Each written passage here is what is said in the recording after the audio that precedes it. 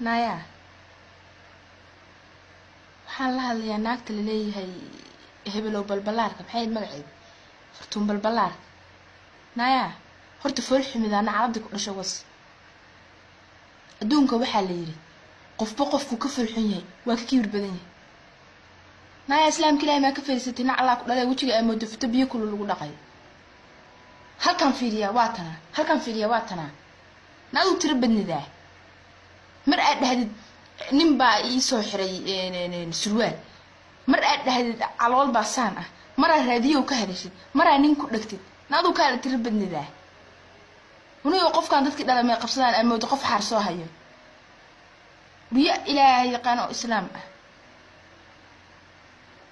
dad yaa har sidaada bataatan yaa social media ku sameeyay sidaada bataatan yaa ku soo galiyay ma ninka dhahaysa surwaal buleena ninka surwaalkiisa maxaa ku xiray hebelow top jareertan iyo xamar yaa ka qabsada na dadkii dhalay orda aada xiyin waxaan wasaqda dhashay ma idin ka seexano علشان الناسان إسسارنا إسلام كلا كقرصو طبعا ما راسنا مود كرشبي أعوذ بالله والقف كفر معه ما ينا كوكس إسلام كلا كنصو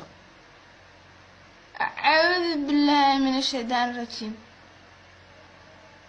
بس لا قرح بلانت هذا هذا ملك سواسا نيو شررت أني عدد كده حمر عنكو إماده